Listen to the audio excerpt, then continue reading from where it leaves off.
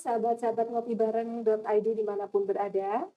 Senang sekali kita kembali berjumpa dalam program talk show ngopibareng.id yang hadir untuk Anda semuanya. Saya Alan Pratiwi kali ini akan berbincang-bincang dalam talk show di ngopibareng.id sore hari ini bersama Bapak Subairi SPD. Beliau dari Divisi Sosialisasi Pendidikan Pemilih Partisipasi Masyarakat dan SDM Komisi Pemilihan Umum Surabaya. Nah, kali ini kita akan berbincang-bincang tentang upaya KPU cegah Pilwali menjadi klaster COVID-19.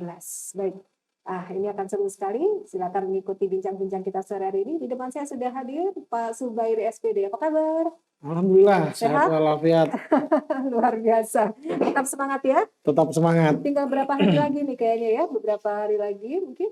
43 hari lagi. 43 hari lagi menjelang Pilwali Islam ini Ya. tentunya persiapannya tidak hanya dari sekarang ya. Mungkin sudah beberapa bulan sebelumnya. Apalagi tahun ini spesial karena ada yang namanya pandemi. Mungkin berbeda dengan Pilwali-Pilwali sebelumnya. Baik, untuk awal kali ini kita berbincang-bincang, barangkali bisa dijelaskan untuk keadaan yang sangat istimewa tahun ini, di dalam Pilwali ini apa yang terjadi perubahan-perubahan apa, misalnya ada landasan hukumnya atau bagaimana nanti teknis pelaksanaannya dan sebagainya, sudah disusun mulai kapan ini, Pak Subairi? Ya, terima kasih Bu Ellen. Secara prinsip, satu hal yang perlu diketahui bahwa keputusan untuk melanjutkan pilkada ini bukan hanya berdasarkan kemauan dari KPU, tapi melalui rapat dengar pendapat, baik itu dari DPR yang diwakili oleh Komisi 2, terus kemudian dari pemerintah yang diwakili oleh Mendagri, terus kemudian dari KPU, dari Bawaslu, itu kemudian bersepakat bahwa pilkada serentak itu harus dilanjutkan di era pandemi. Satu hal yang perlu diketahui, kok kayak dipaksakan seperti itu kan? Ada pro kontra, mungkin di masyarakat masih ada khawatir, mungkin gitu ya. Jadi satu sisi kita harus mengetahui tidak ada satupun orang atau lembaga yang bisa memastikan sampai kapan COVID-19 ini selesai. Meskipun tenaga medis. Betul. Nah, satu sisi itu, kemudian di sisi lain, bahwa kita juga harus bisa menjamin lembaga ketatanegaraan kita tetap jalan. Jangan kemudian gara-gara masih belum ada kepastian terkait COVID, terus kepala daerah yang sudah masa jabatannya habis, itu kemudian dibiarkan atau diperpanjang dan sebagainya. Ini kan menjadi presiden buruk. Karena konstitusional kita, dalam undang-undang kita ya pemilihan serentak 5 tahun sekali. Kemudian yang kedua, tidak hanya di Indonesia, ada di beberapa negara ya.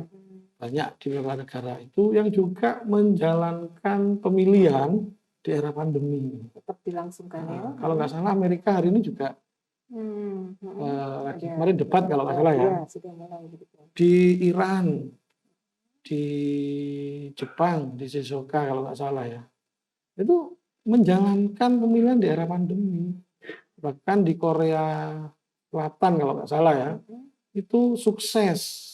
Kemudian menyelenggarakan pemilihan di era pandemi dengan sukses menekan angka COVID, sukses meningkatkan partisipasi masyarakat. Tetapi memang ada beberapa negara yang kemudian seperti Iran, kemudian tingkat partisipasi masyarakatnya rendah, penyebaran COVID-19-nya masih zona merah begitu. Masih belum bisa ditekan. Artinya kemudian dari dua itu, di satu sisi kita tidak ada yang bisa menjamin kapan COVID berakhir, di sisi lain kelembagaan negaraan kita harus tetap jalan. Makanya kemudian melalui rapat dengar pendapat itu diputuskan bahwa pilkada dilanjut dengan catatan harus sesuai dengan protokol kesehatan COVID-19. Itu clear. Kemudian dilanjut seperti itu. Dan masyarakat sudah mendapatkan informasi ini sejak beberapa bulan yang lalu ya. Ya, sejak kalau nggak salah bulan Maret ya. Maret. Jadi sudah diinformasikan. Saat itu memang awal-awal pandemi ya, barangkali mungkin masih terjadi proses rapat dan sebagainya mungkin ya. Iya. Nah, sekarang mungkin sudah masuk ke persiapan, jadi masyarakat sudah tidak lagi membicarakan tentang kok dipaksakan, kok ini sudah itu sudah lewat. Sekarang tinggal pelaksanaan ya. Baik, nah di pelaksanaan ini ada tambahan kah di aturan atau juga di undang-undangan yang diputuskan itu tadi? Ya, kemudian ketika bersepakat DPR, Mendagri, KPU, Bawaslu dilanjut dengan sesuai dengan protokol kesehatan. Nah, kemudian dibuatlah payung hukum, ada Perpu, terus kemudian ada PKPU, Peraturan Komisi Pemilihan Umum, yang itu mengikat penyelenggara. Awalnya ada PKPU 6, dirubah jadi PKPU 10, itu terkait penyelenggaraan pilkada serentak di era pandemi, terus kemarin terakhir ada PKPU 13 yang terkait dengan kampanye di era pandemi yang sesuai dengan protokol kesehatan. Di situ mengikat kita, baik KPU, baik teman-teman ad hoc, badan ad hoc itu PPK, Panitia Pemilihan Kecamatan, terus PPS di tingkat kelurahan, terus bahkan kemarin yang coklit, teman-teman PPDP, Panitia Pemutakhiran Data Pemilih ya. Terus ini kemarin yang selain PPDP yang akan datang ini adalah KPPS. Ya. Itu semuanya harus sesuai dengan protokol kesehatan. Apa? Kami di KPU ya, salah satunya ya kita di rapid berkala. Terus kemudian teman-teman di PPDB kemarin juga di rapid ketika melakukan coklit ya, terjun dari rumah ke rumah, itu coklit di rapid. Karena memang sekalian dipastikan bahwa yang turun itu sudah sehat dan tidak terpapar COVID-19. Kita menjamin jangan sampai petugas kita yang turun itu kemudian ternyata positif atau reaktif dari COVID-19. Nah, itu kemudian mengikat tidak hanya di rapid, tetapi alat pelindung diri APD lengkap. Di teman-teman PPK itu sudah kita sebar masker, tempat cuci tangan, hand sanitizer, termogan itu semua ada di tingkat teman-teman penyelenggara PPK. Ketika mereka mau turun dikoreksi, kalau suhu badannya di bawah 37 berangkat, kalau enggak istirahat seperti itu. Termasuk juga facial. Itu kita semua penuhi APD. Ada sekitar 12 APD. Ya salah satunya masker, hand sanitizer, terus facial. Dipersenjatai perlengkapannya sedemikian rupa dari petugas-petugas semuanya ya. Mulai dari yang awal sampai dengan nanti yang terjun ke masyarakat. Nah, termasuk sarung tangan ada semuanya itu memang karena itu adalah konsekuensi logis yang harus kita penuhi, yang harus kita laksanakan di masa pandemi ini. Pemilihan yang ada di era pandemi ini. Baik. Kemudian apakah nanti saya bayangkan ini ya, ketika pada tanggal 9 Desember itu kan pasti ada kerumunan massa dan sebagainya, pasti ada yang berbondong-bondong datang. Kemudian juga pada saat penghitungan, itu biasanya kan orang pada berkumpul di situ, itu antisipasinya seperti apa? Apakah, nah ini nanti ya kita mungkin teknis pelaksanaan ya, ini kan tadi di awal petugas-petugas yang sudah disiapkan. Sekarang mungkin kita bergeser ke pelaksanaan. Nah, apakah di pelaksanaan ini ada persiapan-persiapan khusus ya? Oke, mungkin dari petugas sudah ready nih. Nah, sekarang kalau berkaitan dengan masyarakat umum yang nanti datang itu bagaimana? Ya. Nah, yang saya perlu sampaikan masyarakat ya, terutama pemilih ya, nggak usah khawatir dan nggak usah takut datang ke TPS. Sekali lagi petugas kami yang ada di TPS, ini KPPS itu sudah semua sesuai dan kami jamin standar protokol kesehatan COVID-19. Ya, karena mungkin ada yang usia lanjut juga kan ya, yang sekarang takut keluar biasanya begitu, Pak Suwin. Ya. Jadi gimana? Apakah ada standar khusus nih untuk TPS-nya misalnya gitu, harus ada apa aja yang ada di situ? Dan apakah itu diperiksa? Artinya kan masyarakat perlu dipantau gitu, apakah pelaksananya sesuai gitu. Ya, kalau KPPS jelas yang saya seperti saya sampaikan di depan, mereka sudah standar protokol ya. mereka juga kita penuhi APD-nya, kita rapid dan lain sebagainya. Nah, cuma yang menjadi kemudian terutama pemilih ya, kalangan pemilih juga nanti juga kami pastikan ya, di sini juga ada 12 kebiasaan baru yang di TPS itu nanti. Ini sudah disosialisasikan Sudah. ya. Baik, kita bantu sekarang di sini untuk mensosialisasikan 12 hal baru di dalam Pilkada atau Pilwali untuk tahun 2020. Untuk di TPS ya, Ya, itu di TPS, salah satunya itu Mhm. untuk jumlahnya kita batasi di 500 pemilih per TPS. Kalau lebih Kalau- 500 berarti ikut tempat Kalau lain gitu ya. enggak, Mas? memang sudah ada terdaftar terdaftar semua 500 maksimal itu. Maksimal. Kalau dalam pemilu itu kemarin kalau nggak salah 600 sampai 700, sekarang dibatasi jadi 500. Baik.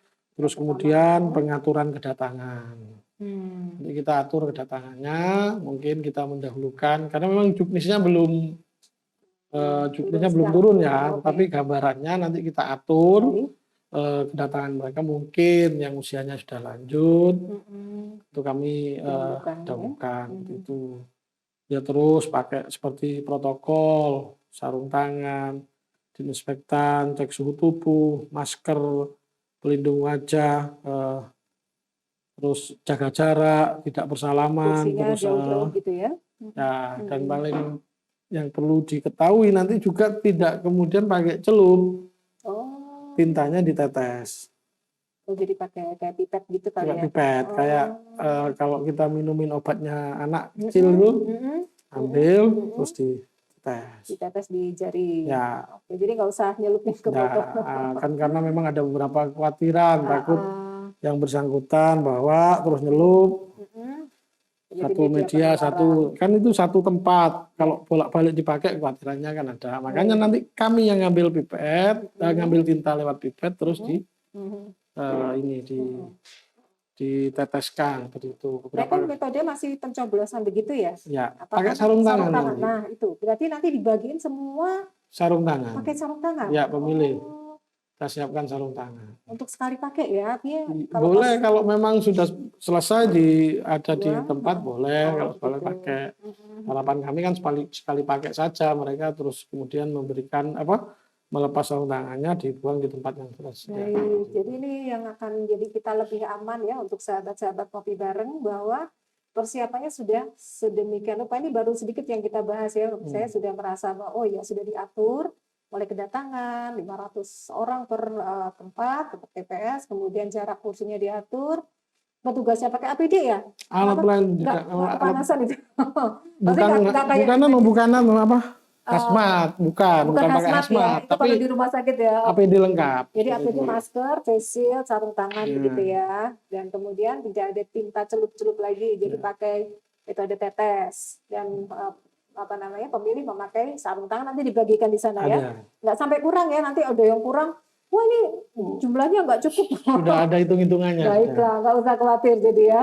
Makanya yang saya sampaikan nggak usah takut datang ke TPS. Baik, nanti insya Allah untuk yang usia lanjut bisa didahulukan, jadi disarankan untuk yang hadir pertama, mungkin Bapak Ibu yang sudah usia lanjut bisa didatangkan awal supaya tidak antri terlalu lama ya, dan juga tidak lama-lama di ruangan, bisa langsung segera pulang, begitu ya. Betul. Nanti ini saya juga ingin tanya, apakah ada tim medis juga di setiap TPS, apakah wajib atau bagaimana? Ya, kita akan kerjasama dengan Dinas Kesehatan. Masing-masing puskesmas kan juga akan menerjunkan tugasnya untuk yang pakai. Karena kalau orang awam kadang-kadang nggak ngerti termogan itu. Baik. Dilengkapi di TPS juga akan ada termogan bagi pemilih yang mau memilih, masuk kita termogan. Itu masuk dalam APD. Terus ini pakai apa sih yang masuk ke ruangan yang ada semprotan itu, apa sih namanya ya? Bilik. Iya, bilik itu nggak ada itu.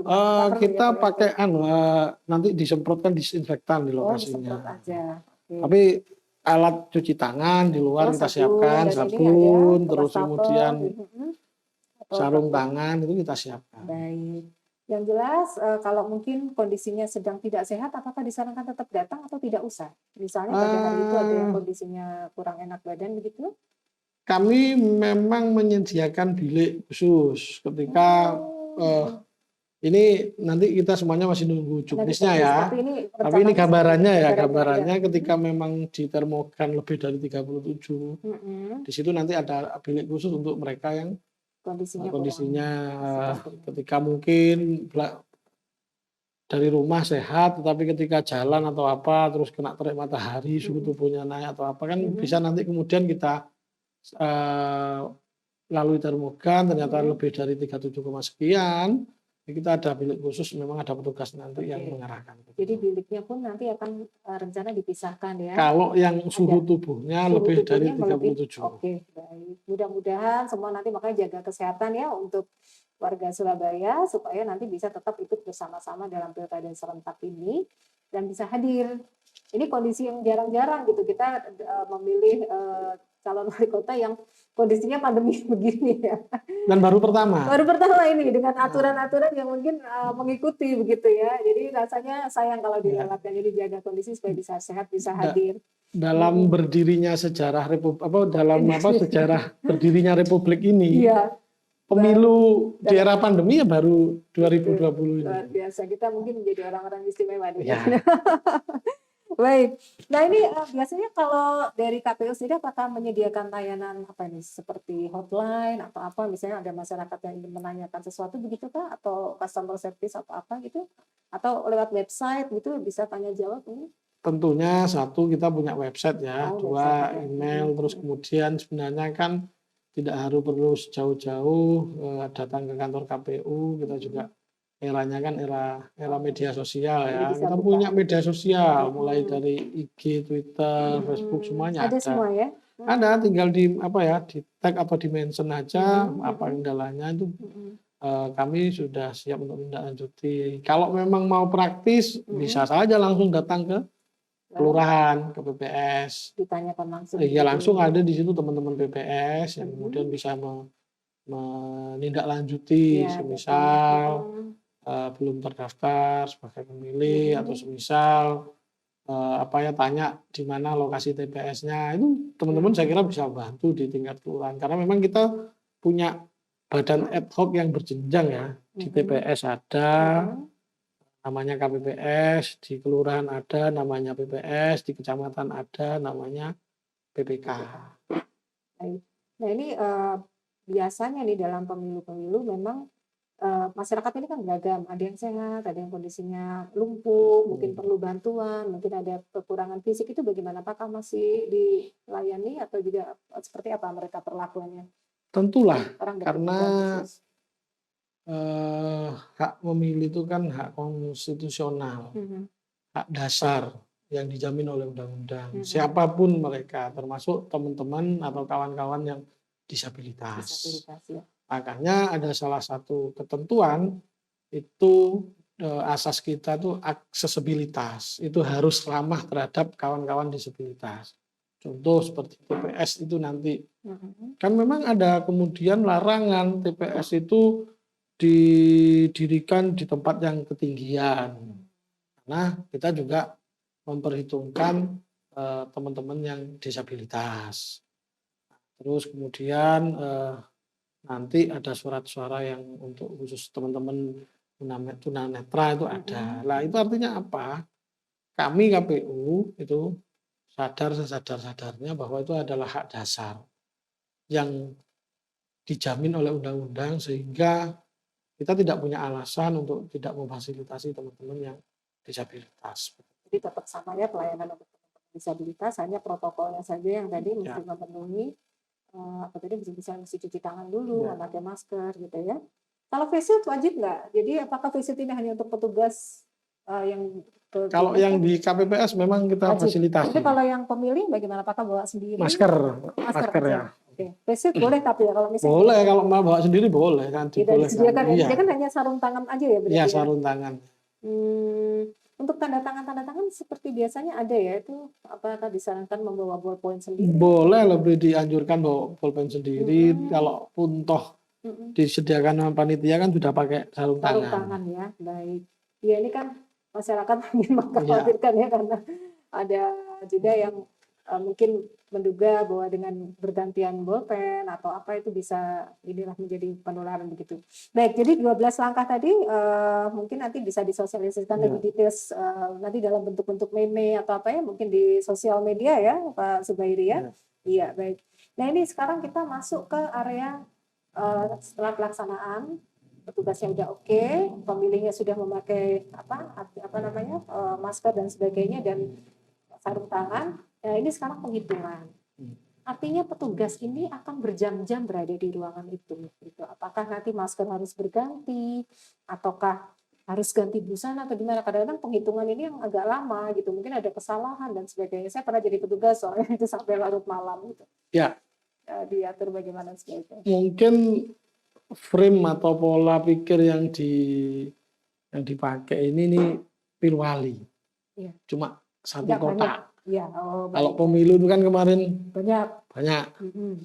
Adalah DPR RI, DPR Jatim, kota, presiden, DPD 5 kalau dulu. Waktunya lama sekali. Lama sampai bermalam-malam seperti itu ya. Kalau sekarang itu kan satu kotak. Dan satu kotak itu kan cuma 500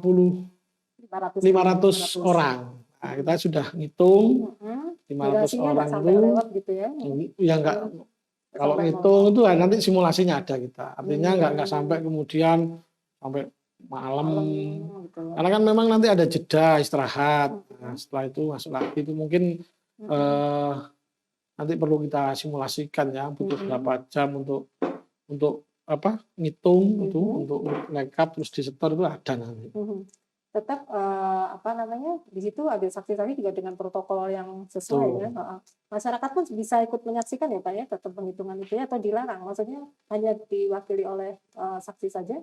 Nah, yang kemudian kami fokuskan itu kan di TPS kotak ya. Kemudian kalau ada warga berkerumunan di luar TPS, terus tidak pakai masker itu nanti saya kira teman-teman kepolisian ya, atau dari teman-teman gugus tugas yang akan memberikan atau mengarahkan atau melakukan tindakan.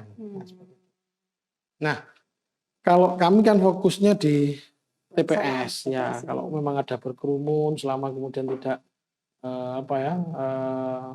mentaati protokol kesehatan dan mungkin tidak ada hal-hal yang dikhawatirkan dan itu kemudian teman-teman kepolisian sama gugus tugas yang punya peran misalnya. Kita bagi peran kok.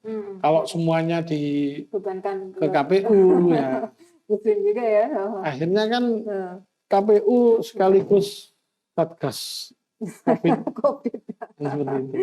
Baik, nanti apakah rencananya juga ada gambar-gambar simulasi seperti biasa ya kalau arahan-arahan begitu? Tidak ada yang berubah, cuma nanti mungkin penekanannya pada yang protokol COVID-19 saja. Yang DPT ditempel, gambar ditempel ya ada. Tetap seperti itu. Cuma kita nanti lebih penekanan pada protokol COVID-19. Iya, baik. Jadi masyarakat tidak perlu khawatir di dalam melaksanakan Pilwali pada tanggal 9 Desember nanti, dan tetap diupayakan Pilwali atau kegiatan pemilihan ini tidak akan menjadi klaster baru begitu yang dikhawatirkan oleh beberapa masyarakat barangkali, atau juga anak-anak nih biasanya yang agak khawatir dengan orang tuanya yang mempunyai orang tua usia lanjut gitu, mungkin memilih mungkin nggak usah ikut aja gitu, jangan ya, sayang ya, jadi suaranya mesti disampaikan, tetapi ya tadi itu mesti dibekali dengan protokol kesehatan yang maksimal begitu. Jadi orang tuanya diberikan masker atau face shield begitu supaya bisa tetap hadir kan. Jadi yang perlu saya tambahkan. Baik, ini kebetulan waktunya tidak lama lagi, silakan sekalian juga pesan-pesan untuk masyarakat dan juga sahabat-sahabat Ngopi Bareng .id. Jadi yang perlu saya tambahkan pilkada ini ya, mungkin selain secara konstitusional diatur, ini adalah sisi baiknya itu apa? Satu, masyarakat yang jadi penentunya. Jangan kemudian bisanya gerundel, kampung saya banjir, kampung saya nggak dipaving. Tetapi waktu pemilihan tidak menyalurkan hak pilih. Tapi ketika ada orang yang kepilih, gerundel. Nah, terus kemudian ini yang secara konstitusional itu hak dasar kita sudah diatur, sudah dijamin. Nah, dan ini merupakan satu sisi juga menjadi pergantian secara konstitusional. Dulu di zaman kerajaan ya, Kalau bukan anaknya raja, nggak mungkin jadi raja. Dan bahkan bisa jadi raja ketika harus terjadi pertumpahan darah, saling perang, saling bunuh. Nah ini yang kemudian sisi baiknya pilkada ini, kita sudah diatur secara konstitusional, hak dasar kita ada, sudah kita aturan sudah manfaatkan. jalan, tinggal Apa dijalankan. mau kita kembali ke zaman kerajaan, kita Iya. memilih pemimpin yang harus perang dulu, kita memilih pemimpin yang harus pertumpahan darah. Kan tidak. Ini kan sebuah kemajuan yang harus kita kawal bersama, Baik. sehingga masyarakat harus lebih proaktif. Partisipasi ya, dimanfaatkan ini ya. Jangan sampai kemudian, semisal ya, saya kemarin ketika di salah satu sosialisasi di pondok pesantren itu, ada kiainya bilang ke jamaahnya, jangan sampai acuh dan tidak menggunakan hak pilih. Kalau yang ikut jamaah ini nggak milih, ya yang menang yang nggak ikut jamaah di masjid, kan seperti itu logikanya. Nah, makanya kiai itu kemudian kemarin saya sempat berpikir, iya juga ya. Kalau yang aktif jamaah, yang aktif ada di masjid itu acuh, tidak menggunakan hak pilihnya.